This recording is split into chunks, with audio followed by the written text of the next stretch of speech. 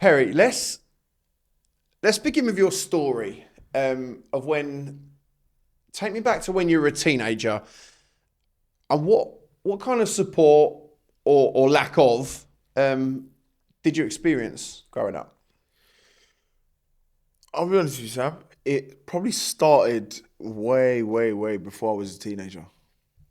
So let me give you an example. So I was born in Newham General in East London.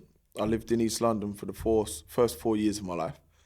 When I was 4, I was placed into foster care because my mum was an alcoholic.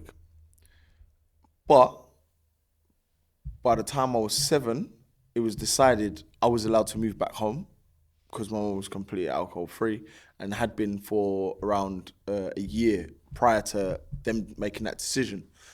But there was conditions. We had to move out of London and we had to move to Essex. So I moved to Brentwood. And what happened is back in the 90s, Brentwood was a predominantly white area and there wasn't really much culture. So what happened is I dealt with a lot of racism. Yeah, and I felt very different. I felt out of place and it was uncomfortable. And then a few years passed and then some people that were involved in our life in London then kind of came over to Essex. My mum's ex-boyfriend, for example. And then from the age of, say, around 8 to around 12, I was exposed to a lot of domestic violence within my household. By the age of 12, my mum had my second little brother, and when he was 3 weeks old, my other little brother, who was just nearly 2, he's pushed him off the bed. Yeah, and what's happened is he fractured his skull because obviously he was only 3 weeks old. So we've gone to the hospital. When I've come out of school, I've gone to the hospital. I think I was in year 7 or year 8. I've come home from school, gone straight to the hospital. And that evening, all 3 of us was taken into foster care. So it was like I was reliving my own childhood all over again, but obviously at an older age. And what happened is I had to stay in foster care for just over a month. And then my solicitor said that I was allowed to, it was quite embarrassing really, I'll be honest with you, Sam, because I was having to get a taxi to school, yeah? But everybody in school knew that I only lived about a 15-minute walk away and I used to walk to school. So when they see me jump in and out of cabs to and from school, they're thinking, why are you getting in a cab? Like, where are you coming from? Yeah, so I already had this feeling of uncomfortableness throughout my childhood because, one, there was a lot of domestic violence in my house and I didn't really used to see that with like amongst my peers or like I felt like it was alien to them. Do you get where I'm coming from? So yeah, when I was allowed to come home from foster care, but my little brothers weren't. So I was allowed to have contact. We was allowed contact with them till the age of around 15, once a week. And then it was decided that they was to be adopted. So then from the age of 15 to 18, it went down to twice a year. Yeah, so from living with them till I was 12, to then seeing them once a week till I was 15, to then seeing them twice a year till I was 18. I remember the last time I saw them, I think it was the next day, I got sentenced and went into prison. Yeah, and then what happened was, when I come out of jail, I said to my mum, I said, oh, when are we seeing them again? Like surely we should be seeing them soon. She said, yeah. She goes, I didn't want to tell you when he's in prison, but we're not allowed to see them no more. I was like, huh? And this destroyed me because the way I saw it throughout my whole childhood going through all of this, I was just a brother, innit? Like, why should I have to suffer? Yeah, because of these situations between the authorities and parents. I shouldn't have to lose my rights as a brother. Do you know where I'm coming from? And what happened was, throughout my whole teens, that always annoyed me. the fact that I was just kicked to the curb as collateral. No one really took into consideration how that would make me feel. So yeah, since I was 18, I haven't seen my brother since. That was over a decade and a half ago. But yeah, throughout my teens, it was tough because I was very, very angry. I was very, very emotional. I used to think that one mood swing, I say this in one of my songs, one mood swing was the equivalent to 1,000 tears. I chose anger as a first response when really and truly I was just sad, innit? And I didn't know how to deal with my emotions. I didn't know how to channel my energy in a positive way. So therefore, it was easy for me to just lash out. And then once I got older, I used alcohol to kind of veer away from that anger. You combine anger with alcohol, that's a whole recipe for disaster. So I was getting in a lot of trouble. I was very aggressive towards people when I was out. I used to get in a lot of fights. But I know beneath all of that, I had a good heart, because a lot of the trouble that I used to get in would be trying to defend other people, trying to defend underdogs that didn't have my mentality. So that got me in more trouble. So I used to just see it as an opportunity to, I don't know, just unleash the beast kind of thing, you know, like just explode with aggression, but with a valid reason, because I never usually felt like I had a valid reason to have the outburst that I used to have. Do you understand? And then after getting that news that I was no longer allowed to see my brothers no more, within 3 weeks of me being on license, I was arrested again. And somehow, don't ask how, because I don't know, I didn't get recalled, because within that 3-week period, I had signed up for a course that was on the other side of the country, and I was going to stay there.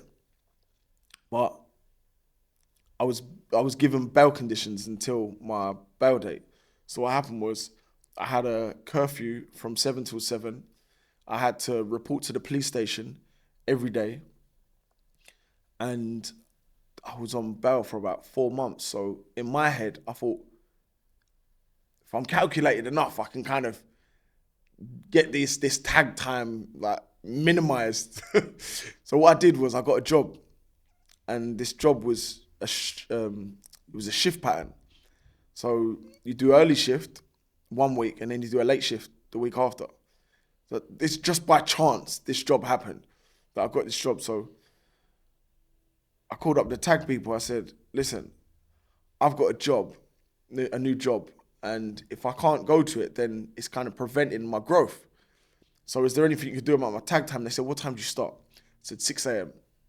He was like, how long does it take to get to work? I said, well, I ride my bike about 10 miles. So I said, I don't know, an hour and a half, maybe. So okay, cool. And what about the late shift? So then I finish at 10. I was like, okay, cool. So we'll give you 2 hours either side of your curfew. So my curfew was from 12 a.m. to 4 a.m. Is there any point of even being on curfew? I was on tag, but in my head, none of this mattered. Like, because even the second time I went to prison, I come out, same mentality, same attitude. I don't care.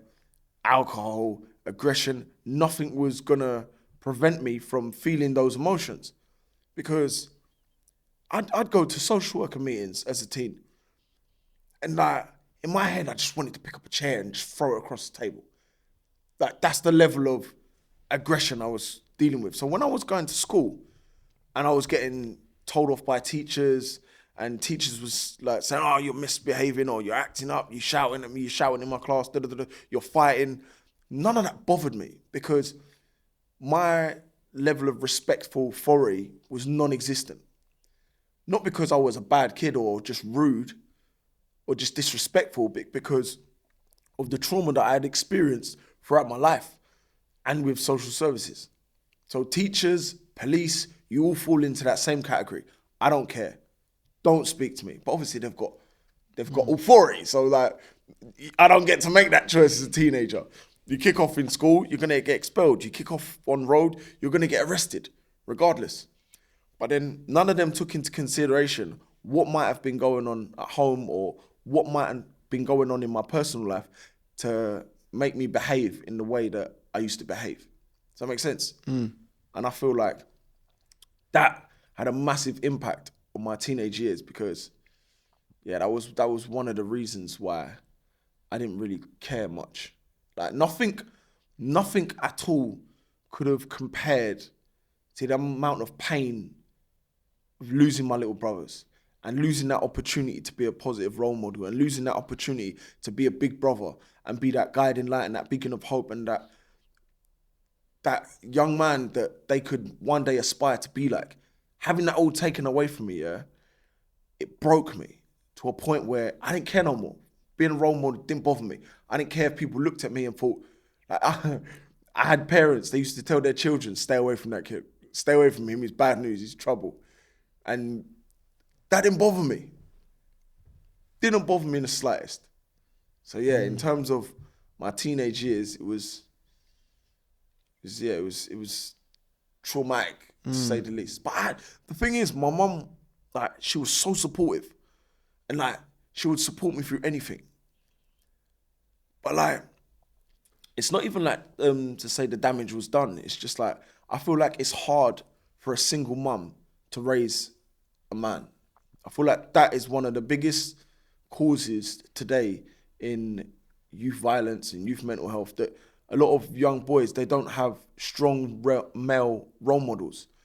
And having that father figure in the house, you need a man to be able to teach you how to be a man. A woman can't teach a man, you just can't. A mum can be loving and love their son, but they can't teach them how to be a man because that's something they don't know how to be because they've never experienced it. So I feel like it's difficult, and I like take my hat off to any woman that's raising children alone, because I've been a single parent for 10 years now. 10 years. And that is a difficult job. I left my job for 3 years to be a stay-at-home dad to my son from the age of 1 to when he was 4 till he started reception. And they were some difficult years. Imagine being the only dad at mum and baby group and stuff. You know what I'm saying? In my head, I thought, I'm a grafter. I should be at work. But circumstances, they change, and you have to kind of adapt. So that's what I had to do. I had to put myself through parenting courses because I had no idea what I was doing, So I feel like it's important because I always promise myself, my children one day will never ever know what it's like not to have a father figure, not to have a strong male role model in their life, whether they're daughters, whether they're sons. I'll be the best role model that I can have for my children. And what happens? I'm that exact person, but my son doesn't have a mom. So you can only do what's in your control. The other circumstances are not in your control. So therefore, I feel that it's not about the circumstances. It's 10% is the circumstance, and the other 90% is how we choose to react to it. I feel like that is a very important thing that people need to take into consideration, because throughout my whole life, I was a victim to my circumstances. My circumstances had such a big impact on the person I was becoming that I didn't realize. When really and truly, what we need to understand is we're actually a product of our choices.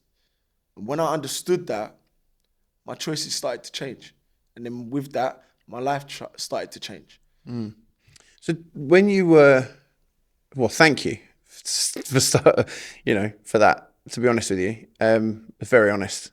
I'm sure you've probably told a fair few people that in the past, but thank you, because I'm sure our viewers and listeners won't have necessarily heard that story in that way.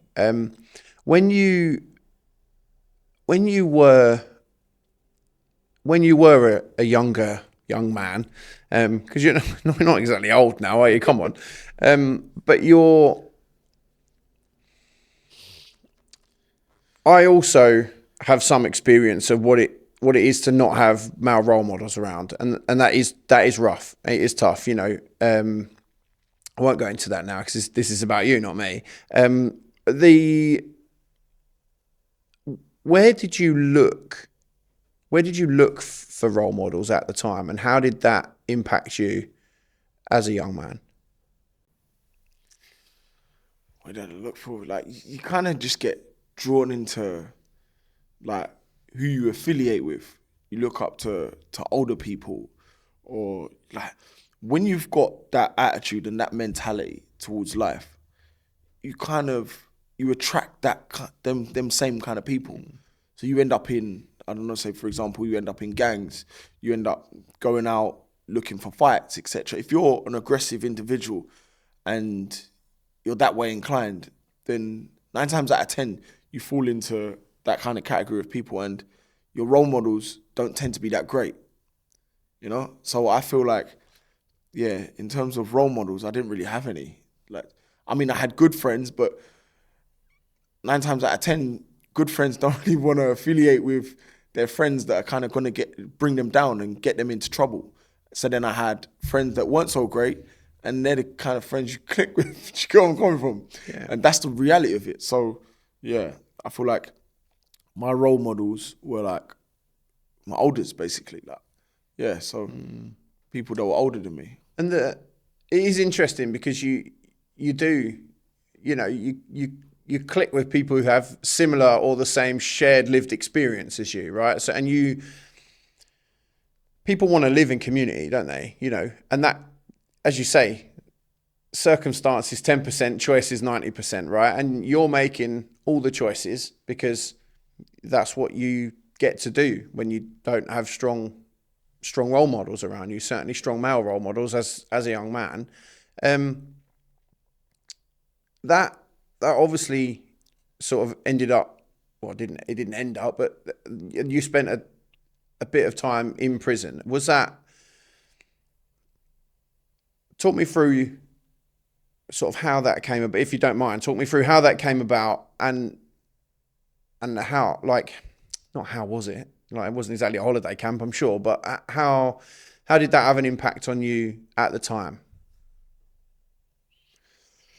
I'll be honest, good friend of mine, my tightest friend, he said to me, he goes, Pearl, if you carry on the way you're going, you're going to be in jail before you're 20. Like, you're going to be in jail as a teenager.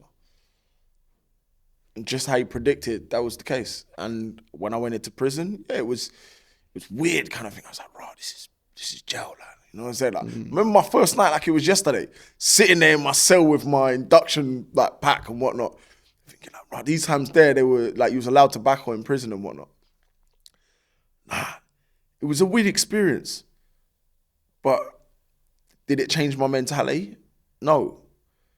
Like, the same way I used to resist arrest with police and they'll bend me up, it's the same way it used to happen in prison. If you're kicking off or you're getting in fights, the governors are going to bend you up and they're going to throw you in the block. It didn't have no impact on my mentality whatsoever, because it's just, you're going from one environment to the other environment. So therefore, there was no real rehabilitation whatsoever.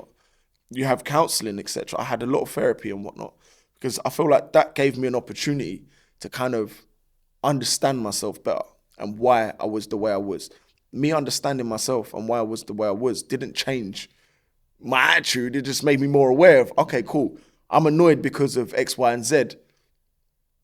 I have every right to be annoyed. So therefore, it didn't change much. So I'll give an example. I come out of prison, like I said, within 3 weeks, I was arrested again. 4 months later, somehow I managed to get a suspended sentence. Just like clockwork, I breached it. I was put back in prison. First day back in prison, I'm sitting there on the bed, same process, induction pack, sitting there on the bed thinking, man, how am I here again? This time for a longer stretch. And I thought to myself, like, wow, man, I really messed up. But then in my head, I thought to myself, I'm a product of my environment. I'm a product of what situations I've been put in. Like, what was to be expected of me, you know? And I don't know if you're familiar with court proceedings in family court. You get a guardian, someone who's non-biased to parents and the children, etc. They kind of just, they overlook the case from a non-biased approach. That lady said to my mum, because of what Perry's experienced, he will turn into a very troublesome young adolescent. 100%, no word of a doubt. And exactly what she said happened. When you are young and you have had trauma, you are literally, you become a product of your environment, right? And if you've witnessed trauma and you've witnessed, your mum going through the ringer from an early age, like, no one's going to really, in inverted commas, sort of blame you for that. But equally, they can't just let it go, right? Mm-hmm. So, I think I've talked to somebody else about this. It's funny how these things come up. My son is 4. I've got a daughter who's 8, but my son is 4. We read books together every night. It goes back to the male role model thing, right? I want to be the role model. I want to be the role model that I wanted. I'm not saying I didn't have male role models, because I did. Everyone's flawed, right? That's a pretty obvious thing. Everybody's flawed, and we deal with it in different ways. But I want to be the male role model, and we sit and reread books. And we have this book called The Colour Monster. Just a quick one. Give me a second to tell you about the proud sponsor of the Hodcast, Site Ready Solutions. In construction, a world where time is tight and quality matters, there's no room for passengers. Site Ready Solutions are changing the game. They're not just getting people into the industry, they're getting them ready to deliver from day one. It all starts in the community, attracting local people who might never have thought of themselves being on a construction site. Then they're given real training, hands-on, hard graft, and to high standards. They're placed where they're needed the most, with the right mindset, skills, and the ability to be productive from day one. Then, importantly, they're retained through ongoing support and mentoring through progression. Because Site Ready Solutions don't just build workers, they build teams, they build trust, and they build futures. From street to site, they're helping everyday people become site-ready professionals, productive, prepared, and proud from the very first day they step on the job. Site Ready Solutions, local people, real skills, day one impact. Visit sitereadysolutions.co.uk and see how they're rebuilding the future of the construction industry, one person at a time. Thanks for listening. I've got a book called The Colour Monster, and it goes through and it describes all the books. And my son will come up to me some days he'll go, "Daddy, I feel so red." Because like red, and the colour in the book, it says that red is like is the angry colour, and green is the calm colour, and blue is the sad colour, and and yellow is like the happy colour. And we go through like the feeling colours and stuff. And when you're in a place where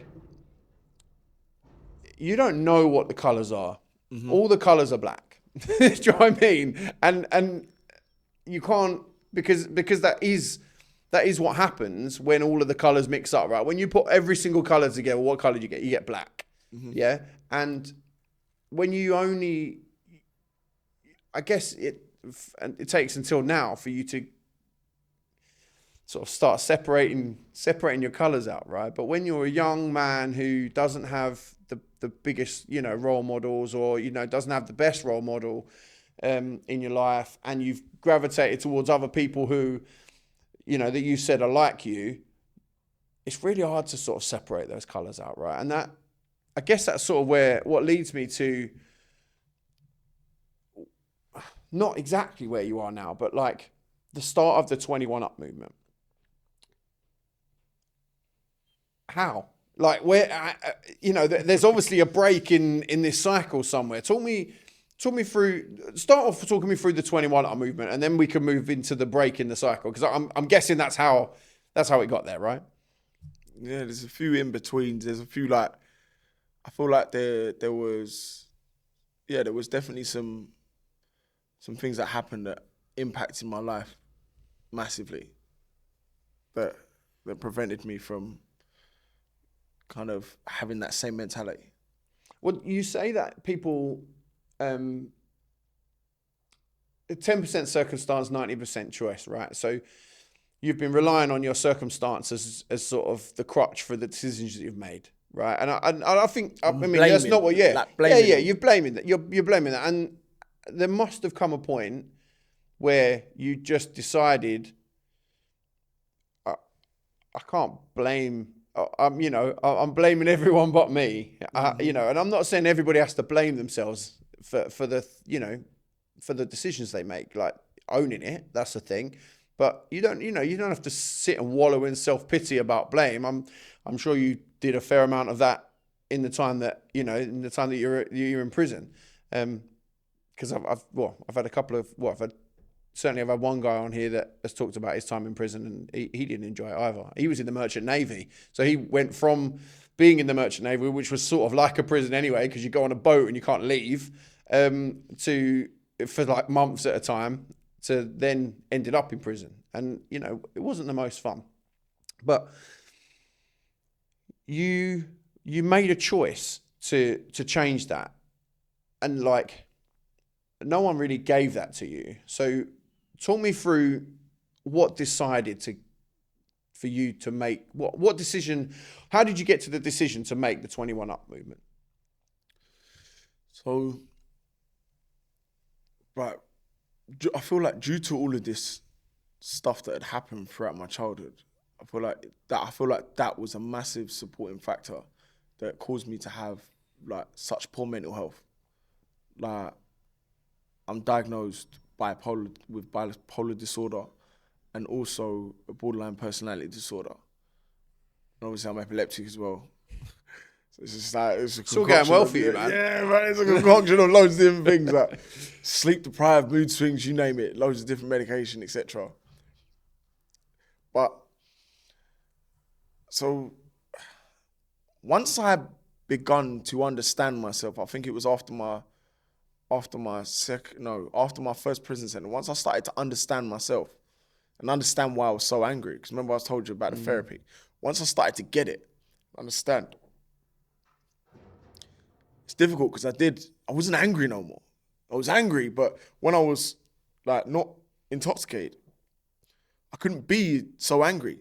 I realized I was sad. I realized I was depressed. I realized I was broken. I realized my circumstances were the ones that was making me make these decisions, but I realized my decisions were having such a negative impact on the ones around me, the ones that were my victims, etc. So I tried to take my own life. I did. And it took around, I think it was 278 stitches to fix what I did. And I'll be real with you, that I don't even think that had a massive impact on me. That still, I don't know if you're familiar with self-harm. Like, the reason people self-harm is because the pain they are like experiencing emotionally and psychologically don't add up to the pain you could potentially feel physically. So it is like a release. I come out of prison 2 days before my 21st birthday. My first night out of prison, it was a Friday. My friends met me when I come out of jail. That night, went to West End. My first night out of prison, I spent in a police cell. So I went from a relatively hard mattress to a solid mattress, basically. So after that happened, I realized I'm gonna struggle to pattern up. Say, for example, around 2.5 months after that, a friend of mine, Bob Hyde, God rest his soul, he died in a car accident. That hit me because he was the only friend that kind of knew about all of this trauma, like he knew I was in foster care when I was a teen, and he knew why I was getting cabs to school. He'd met my little brothers. Like, it was funny, we used to take him out in the buggy. We used to take my little brother out in the buggy and stuff like this. So, like, him, his mum, like, I was close with them in a way, I'd say trauma bonded, but, like, they knew me like no one else knew me, kind of thing, you know? Like, one minute I'm bringing my little brother around their house and whatnot, and then the next thing I'm not. Do you know where I'm coming from? So, like, they knew a side to me no one else knew. So when he passed, I felt like I'd lost my little brothers, and then I'd lost the only friend that kind of knew my little brothers too. You know, like, I felt like a part of my history just completely went, you know, like, and it broke me. So I went to go meet my friend the next, because the worst thing about it is, me and my friend I was with the night it happened, we was calling Bob. We were calling him. We was trying to meet him. That night we was calling, we needed him to do something for us. And the next thing you know, we wasn't getting calls. We was sitting in the park. We was sitting in the park with my friend. And I will never forget it. There was ambulances, police. Gamble, we thinking, what the hell's going on? Like, you know, little did we know, like, 2-3 minute walk up the road, like, a fatal car accident happened, you know? And then it was only the next day, I remember seeing, I was supposed to be going gym with my type boy. And these times when BlackBerry Messenger was a thing, like BBM pins and whatnot. We love a BBM. Yeah, man. So it's one of them ones. I'm messing up. I was supposed to be going gym, so I woke up extra early to go to the gym. I messaged my friend, I'm getting one tick. So I'm thinking, his phone's off.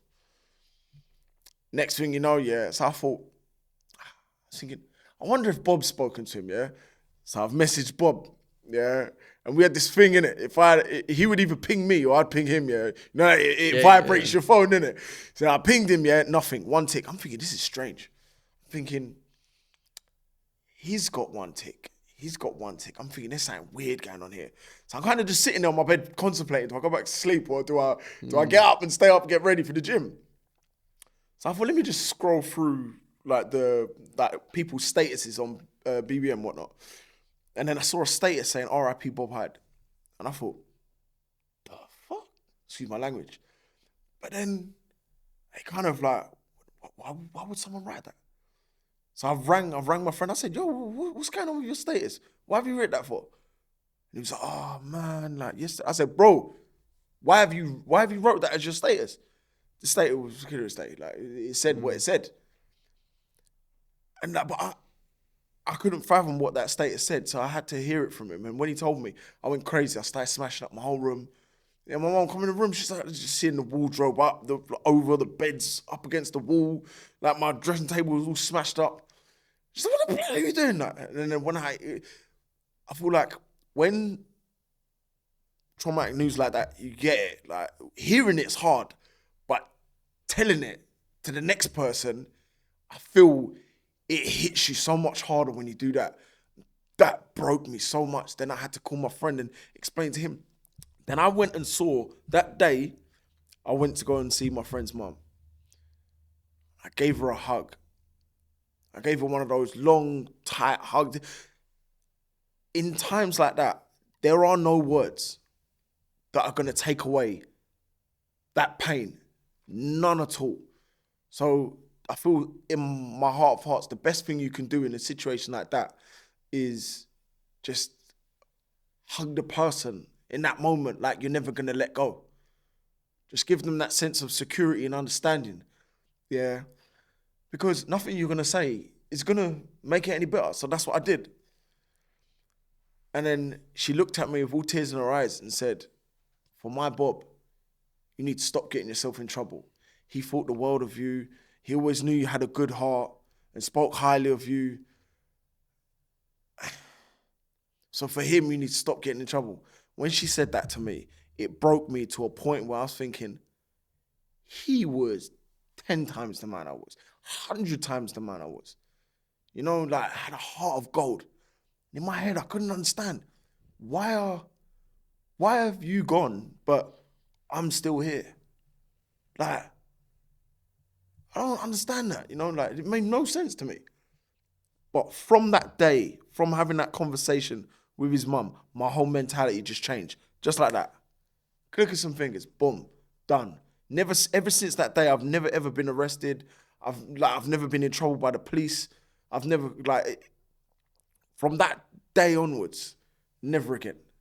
So I feel like when people say, "Oh, I can't change," or "I've always been like this," it's like you choose not to change. Period. When people say, "Oh yeah, but it's my circumstances, it's my environment," no, it's not. That's an excuse. That's a cop out.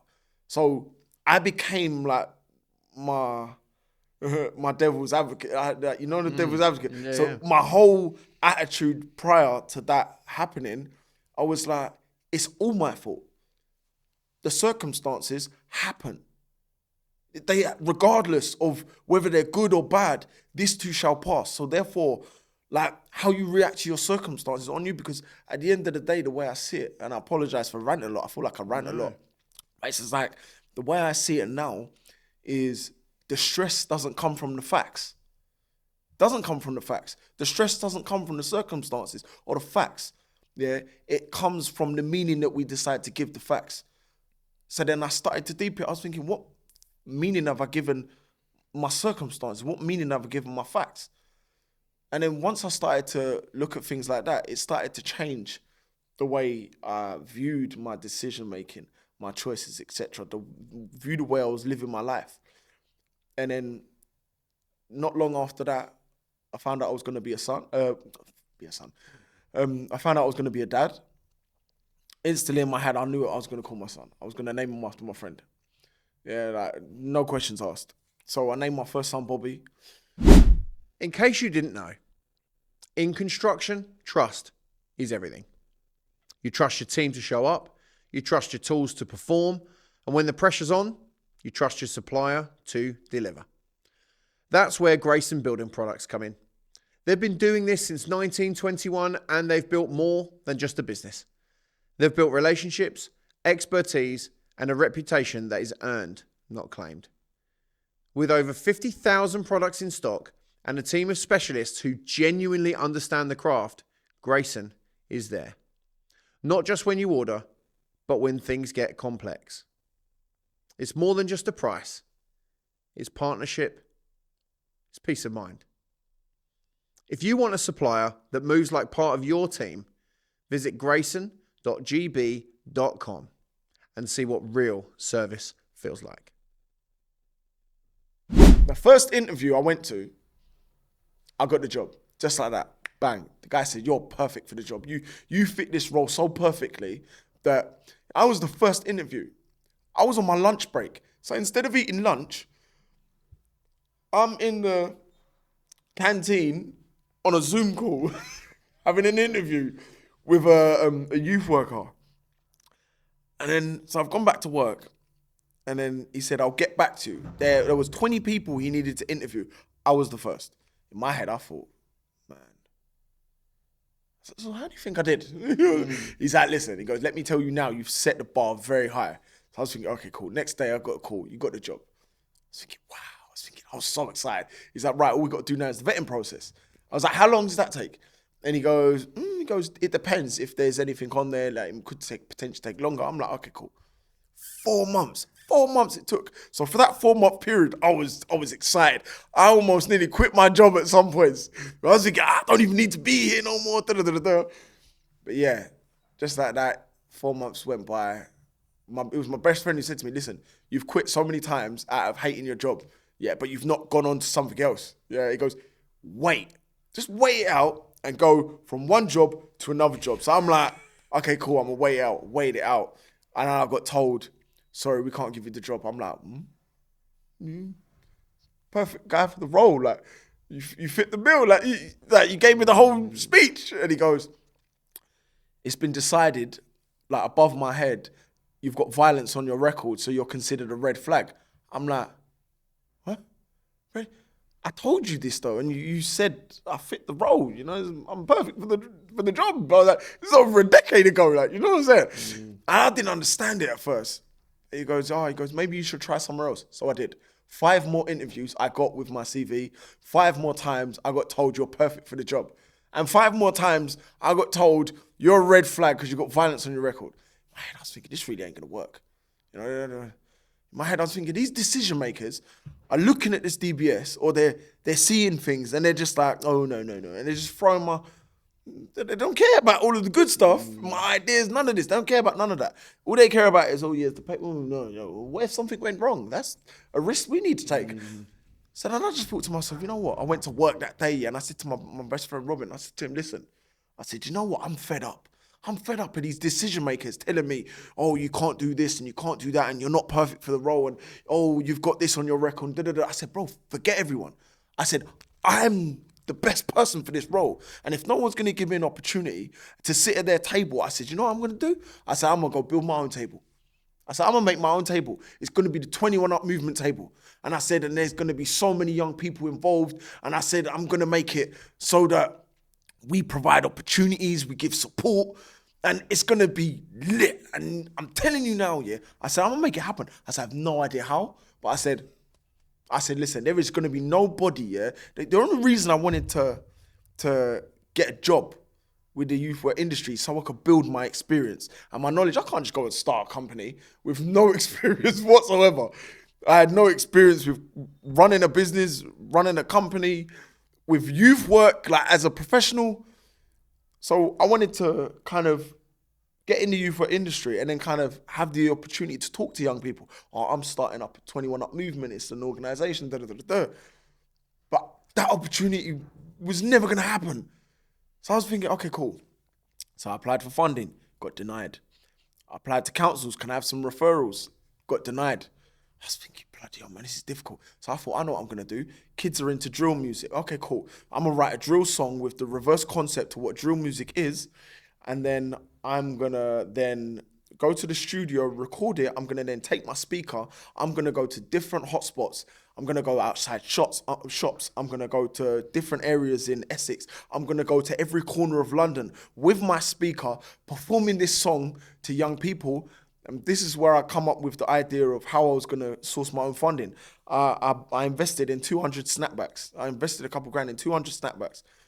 Yeah, and I was selling snapbacks to fund studio sessions, because obviously that was my area of expertise, studio sessions. So I was helping young people write their lyrics, and then I was giving them studio free of charge. But that's how I was getting my referrals, going to different estates all over London. I even got to a point where I was taking knives off, like doing knife amnesty, like taking weapons, machetes, Rambos, etc. So that is where I felt like I'm good at this. Like, I'm really good at this. I'm making an impact. In my head, I thought to myself, no councils, no funding, no nothing. But I was thinking, imagine I did have all of that stuff, you know? So then I started to just post content. Next thing you know, professionals start reaching out to me. Councils start reaching out to me. Other young people start reaching out to me. Parents are reaching out to me. Next thing you know, parents are paying me to mentor their kids. Whereas as a child, they were, as a teenager, they were telling their kids to stay away from me. Now they're paying me to mentor their children. Do you know where I'm coming from? So I felt like it was like a real full circle moment, you know, and seeing the impact that the 21 Up movement is having on young people is, it's beautiful to see, because I am now the role model that I never had. It's like what you said earlier. You're the role model and you're the figure that you never had. And that you needed, that I wanted. Because exactly that. Everyone has role models, right? You can look up to whoever you like. Do you know what I mean? I really loved Eminem and 50 Cent when I was a kid. Do you know what I mean? Like, it's weird how that sort of shapes you, right? When there's a vacuum. So what we want to, like, what I certainly in my child's life is put some air into the vacuum, right? Rather than allowing other people to do it that are, you know, maybe that's a control freak thing, but I know what is best for my son. And if I don't know, then I'll go find out. I'm not going to let someone else do that.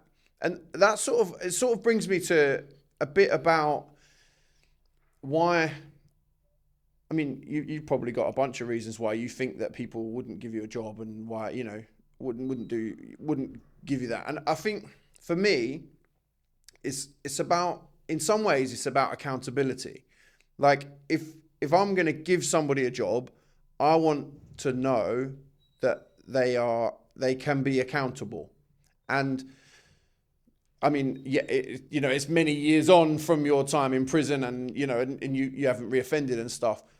But I guess there'll always be that little niggle of, yeah, but he spent time inside, and it was around violence, and he's been in the care system, and how much, how does that manifest now for you? Because you have you have a bunch of people who you can thank, and you can do that in a minute. You see what I did there? But how does that manifest now in terms of the accountability that you have? Because it's all very well you and your speaker going around doing drill music and taking knives off people, but and in some ways that's super impactful. But to turn that into a movement needs more than just you. And it seems that you've got more than just you. But how does that manifest in terms of accountability, in terms of making sure that you're on track, people making sure that you're okay? Do you know what I mean? Because running a business is hard. It's not technically a business, it's a not-for-profit, right? No, so for not running a non-profit is hard. Like I've done that before. It is ridiculously hard. So how does that look for you at the moment? Like who have you got to thank to start with? And this is the point. We were talking for those of you watching now. We were talking off the podcast just before. Like, can I get my phone out? Because I'm not going to remember everybody. I'm like, I'm not sure that's what we do, but we're doing it. So who have you got to thank, and how do they keep you accountable for what you do? So going back to what you said a minute ago, if you don't mind, it's like you said in terms of somebody giving another person a job. Are they accountable? What I was told is, if I give you a job knowing that you've had a custodial sentence for a violent offence, worst case scenario, and something was to happen, I would be held accountable because I'm the one taking the risk, seeing the information. And that I do actually understand. So that's vicarious. It's called vicarious liability, right? So if, I don't know, you work for me and Jimmy over there comes and punches you in the face, right? You can't, or even different to that. Say you're waterproofing, you're working in the construction industry, and Jimmy runs you over with a truck, right? You don't sue Jimmy because Jimmy also works for me. You can't sue him. You have to sue me because I've allowed Jimmy to come onto side, But if Jimmy's an ex-offender and Jimmy just decides because, even if he's not an ex-offender, if he's just got anger issues or whatever the issue is, if Jimmy comes and smashes you in the face, you don't sue Jimmy, you sue me. And that makes you more liable. And it makes me more liable because I knew that Jimmy was, had a history of whacking people in the face, regardless of whether that history was yesterday or 15 years ago, right? He's got that streak within him. Yeah, so I get why they would do that, and I get how that would make you feel, and I also get it's, the 90-10 rule of circumstance versus choice. Right, and you could have said, well, screw this. I'm never going to get a job anyway. I might as well go back to crime or whatever it was, But you made the choice to start. But equally, you still need those people in your space and around you to keep you, not to keep you on the straight and narrow. Because I know you a little bit now. I don't think that's going to be a big issue.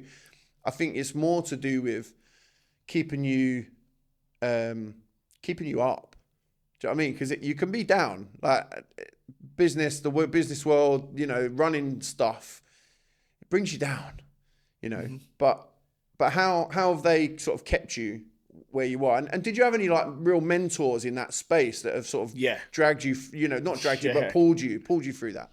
So big shout out to my mentor, Tunye. He gave me a belief in myself that I never knew existed. I was really close with my foster carer, who I spent 2-3 years with as a kid. So I was still close with her. I was still really close with her family. And then I got a call saying that she was going to pass away. And obviously, like me, like with my passion for music, what I did was I wrote a song. So I wrote a song and I planned to perform it at her funeral. And I did. I wrote a song called Sleep Tight. It's actually on Spotify. And crazy to say, but people have reached out to me and asked if they could use my song at their mum's funerals, their nan's funerals, etc. So yeah, that's deep and that hits hard, you know. But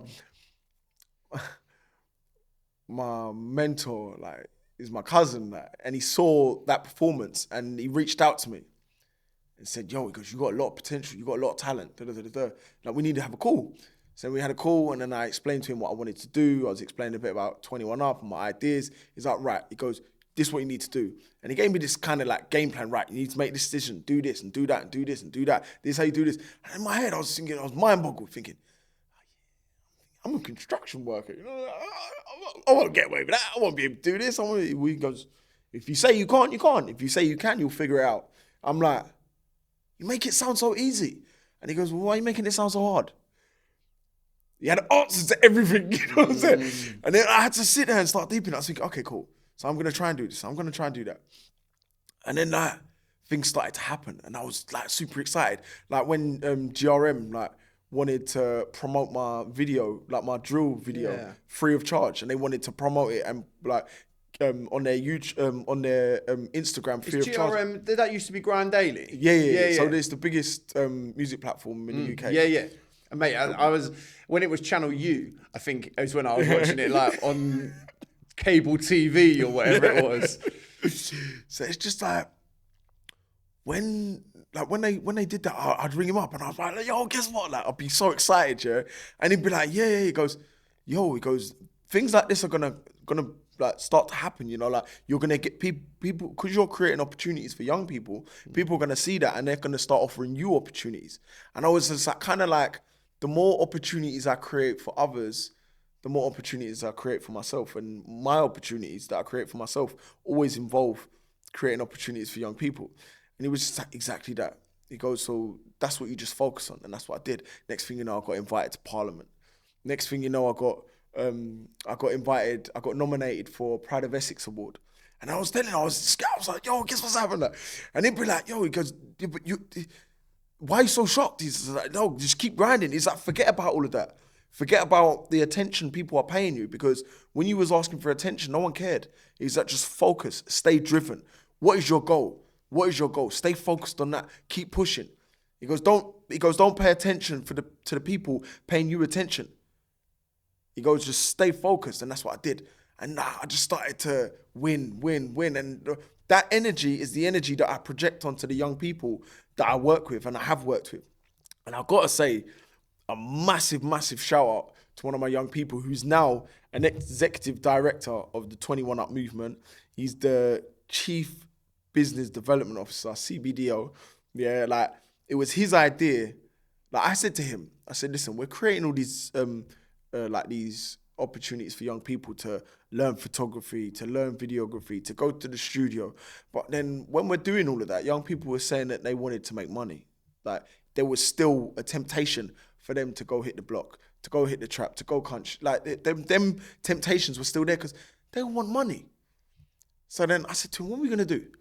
So he was 16, 17 at the time. I said, "Come on, man." I was just like, what could we do to help that? Because I said, that is obviously having a bigger impact on today's young people, because they're all getting groomed and they're getting enticed with money.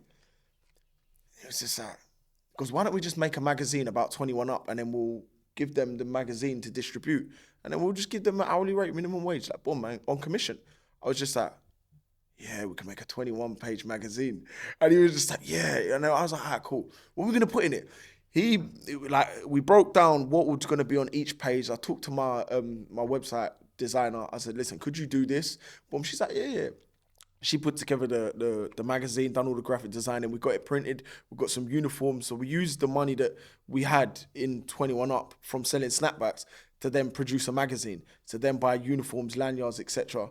And then we started to create employment opportunities for young people, as well as giving them creative opportunities. So it wasn't just like one of those social enterprises where they're selling magazines, they're getting donations, etc., but they're not seeing the benefit of what that money's going towards. So young people, what they were doing was they was making legitimate income, and then in their free time, they would come in studio session. They were taking part in a program. They was doing paid photography opportunities, videography opportunities, etc. They were coming to the studio and like doing shadowing the cameraman, etc. So we were just consuming as much of their time as possible, because you leave a young person to their own devices for long enough, they're gonna stray, you know? And that was our main objective, to prevent that from happening. And that's what we've been doing ever since. And like Usman, I met him at the very, very, very start of the 21 Up movement, before it was what it was. And I explained to him my idea. And he's like, yeah, he was the first member. And when I did that drill music video shoot for the reverse concept of drill, what happened was he was the one who invited all the young people. So then from that, out of all of those young people that were there, I started to mentor some of them, him included. And before you know it, some of them became self-employed. Some of them started their own businesses. Some of them got employed. Some of them went back to college. Some of them started to feel passionate about going to university. And obviously some of them did go back onto the roads and start committing offences. So some of them did end up in prison. Well, Perry, I'm super thankful that you've come in. We got a finishing a tradition. So if you could pick one person who could be sat in your seat that I was having a conversation with, who would you put in that seat? My executive director. Okay. Your ED. Who's that? Usman Ali. Usman Ali. Okay. Reason being is because he's a young person that I find so inspiring and so like, I can't explain it. I'm so proud of him because his environment, the first time I met him, in comparison to his environment now, like the mentality I saw him with then to the mentality he's got now, it's a difficult one because majority of the people within his circle are all incarcerated. But he is still that guiding light for so many young people. And he wants to do well in life for his friends that have made poor decisions, because he wants to inspire them. The first day, when he started getting involved with 21 Up movement, his friend was already in prison. So then when his friend's calling him, he's like, yeah, man. He's like, I'm with 21 Up. And his friend's like, what's this 21 Up movement you keep talking about all the time? Yeah, a year and a half into 21 Up movement existing, his friend was released from prison. 2 days after him being released from prison, I think it was 2 weeks, not 2 days. 2 weeks after him being released from prison, we bring him to a conference holding over 150 people to be our secondary cameraman. So imagine fresh out of prison and you're actually a paid cameraman at a conference with, like, I'm talking Police, Fire and Crime Commissioner Roger Hurst was there. You had Youth Ministry of Justice head there. You had loads of different youth organisations. So he's in a room thinking, I was on a wing less than a month ago, Now I'm here. But he's so passionate about creating opportunities for young people, but he's so passionate about inspiring his peers that have made bad decisions. So when they do come out of prison, that they want to change their life around because they've seen him do it. That, I feel, is something that all of us need to take into consideration.